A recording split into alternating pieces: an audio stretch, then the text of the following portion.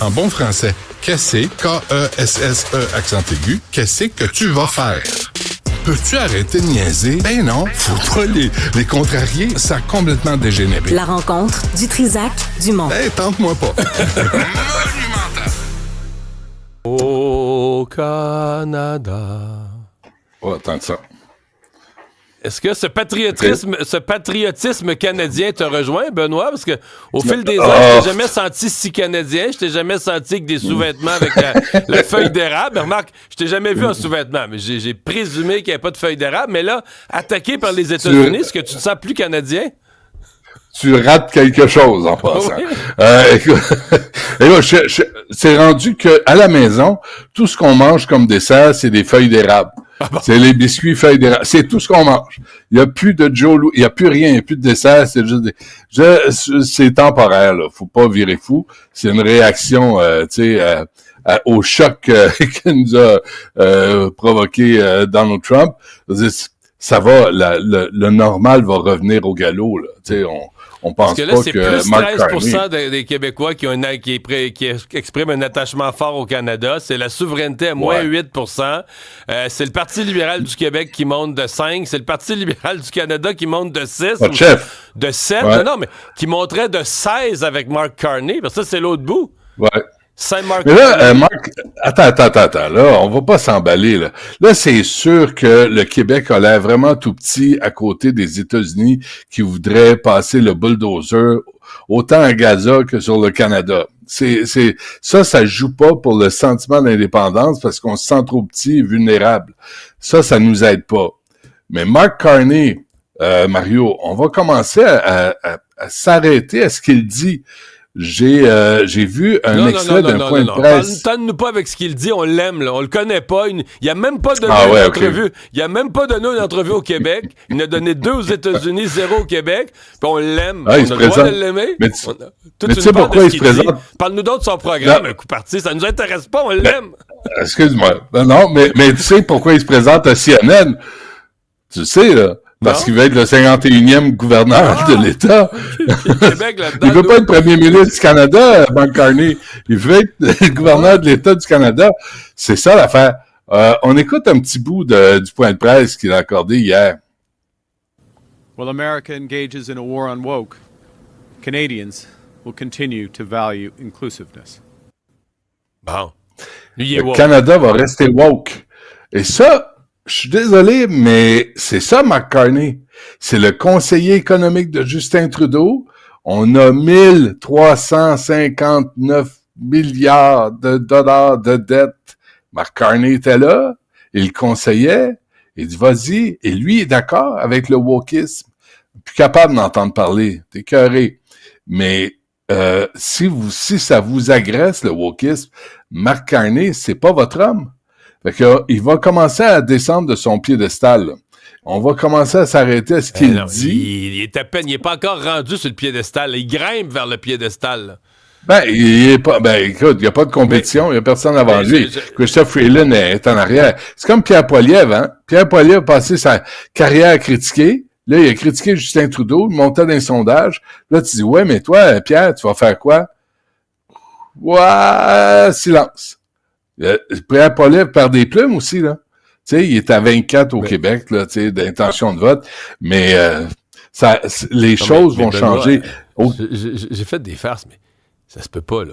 Ce sondage-là, matin, ça se peut pas que les Québécois sont déjà tombés en amour avec un gars qui n'a pas donné une entrevue en français, là. Qui n'a pas donné une entrevue à aucune radio, qui n'a pas donné une entrevue à aucune télé, qui est allé 2 fois...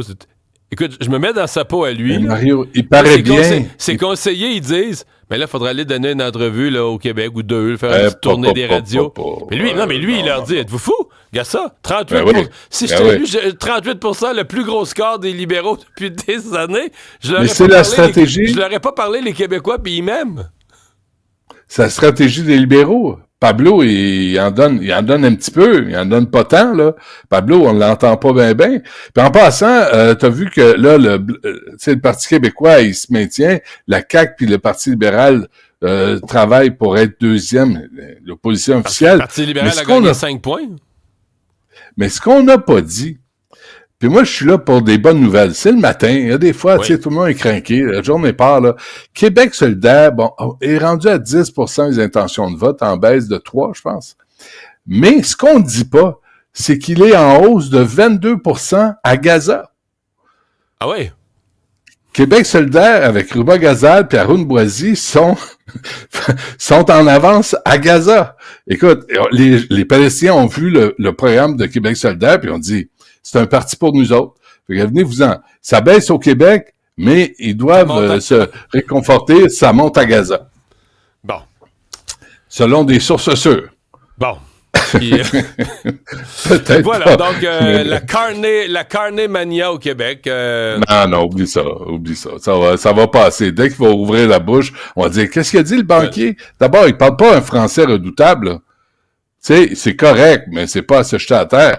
Mais c'est pas, tu sais, c'est un peu, comment il s'appelait l'ancien, là, du Parti conservateur, l'autre avant Poilievre? Andrew Scheer, Erin O'Toole. Celui qui faisait peur, là, avec ses Monsieur- gros yeux, là. Monsieur Il O'Toole. ressemblait à Annabelle, là, la poupée dans le film d'horreur. Erin Ouais, O'Toole. ok, c'est correct. Bon. Non, Mais, l'autre avant. Moi, je serais pas surpris de te voir Ouais, avec Renato, l'autre avant, là. Andrew Comment il Scheer. s'appelait, l'autre avant? Andrew Scheer, c'est ça. Bon, mais là, Il parlait pas français non plus. tu dis tout ça, mais moi, je pense qu'on va devoir arriver avec un T-shirt de Mark Carney avant longtemps. Là. C'est à ça que je m'attends. Ça s'en vient. Est-ce que c'est correct? On en a parlé plus tôt dans l'émission. Tu sais, tu ouvres ton Ouais. journal le matin. En fait, tu l'ouvres même pas, c'est à la une. Puis tu vois qu'on a donné 3 millions à un bandit. Mais un bandit, un repentant, que là, il s'est assis avec la police, puis en échange d'une protection de la police, puis en échange on te pardonne tes péchés, puis en échange on te donne 3 millions, tu vas nous résoudre 60 quelques meurtres. 3 millions. Conseil aux jeunes. Le gouvernement donne pas ça à grand monde au Québec, là. Ben, non, mais un conseil aux jeunes qui nous écoutent, là. Tu veux devenir millionnaire? T'aimes pas acheter des billets de l'Auto-Québec? Ben, deviens tueur. Et après, délateur. Puis, m'a dit quelque chose, c'est payant, parce que c'est pas le seul cas, là. Notre ami Silva est pas le seul assassin à qui on a donné de l'argent pour qu'il se mette à la table. Et après, puis le pire, c'est qu'on parle de 3 millions. Il aurait aidé les policiers à élucider une 60aine de complots de meurtre. Écoute, si les policiers se sont attardés au meurtre de M. Silva, comme ils s'attardent aux méfaits lors des manifestations anti-israéliennes, m'a dit quelque chose, on a besoin de délateurs, parce qu'il n'y a pas de Colombo ou de Sherlock Holmes à la police, là.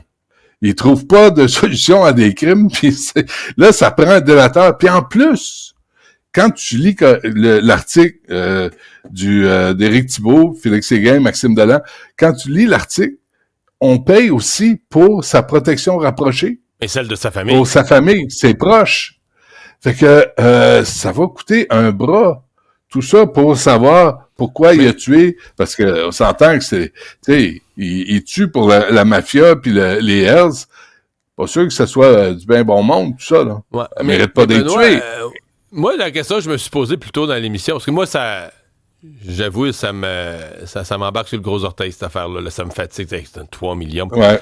Mais je me dis, mettons que tu le rationalises d'un point de vue strictement économique, t'enlèves la réaction morale, tu dis, OK, pour résoudre ces mêmes meurtres, si tu voulais là, du travail policier, puis de l'écoute, puis tu sais, probablement que ça aurait coûté 30 millions plutôt que 3. Là. Les escouades de policiers, le nombre de policiers qu'il aurait fallu que tu engages, puis tout ça, pour résoudre ces 60 meurtres-là compliqués dans le crime organisé, probablement que ça aurait coûté 10 fois le prix. Ah, t'es économiste, toi, là, t'es capable de calculer vite. 3 millions, 3 millions, là, qu'on paye, divisé par 60 meurtres.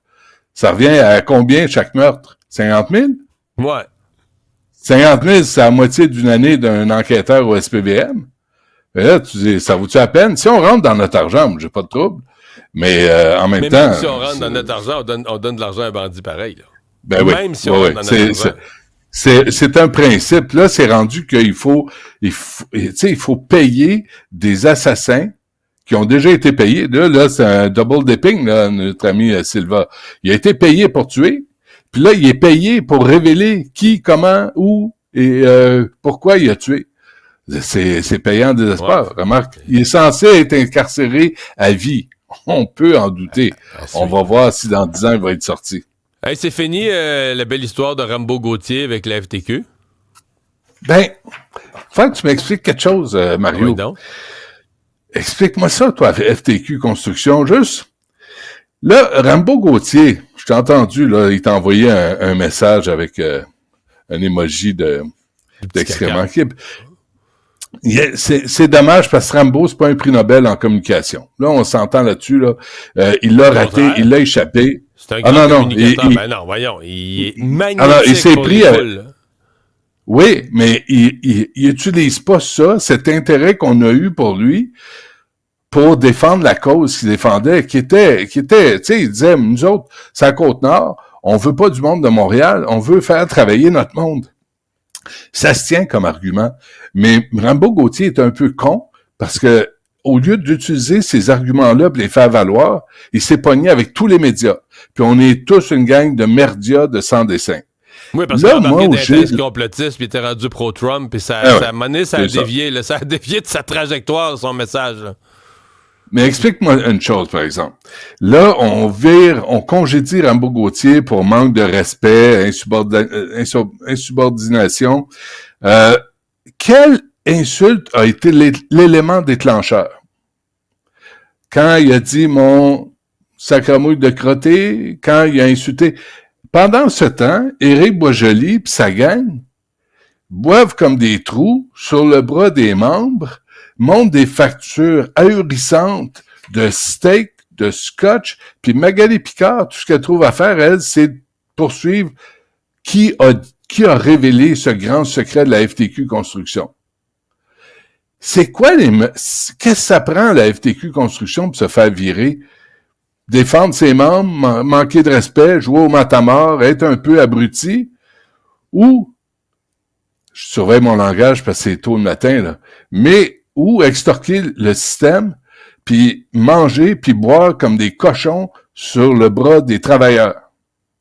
Lequel est plus grave pour Magali Picard? Elle vient pas en entrevue, je peux pas lui poser la question. J'aurais aimé ça le savoir. Elle, sur son échelle de gravité, dire des gros mots, c'est plus grave que de fourrer les travailleurs. Ben, coudonc. Fait que Rambo Gauthier se fait sortir, puis Éric Boisjoli est toujours à job à la super FTQ Construction.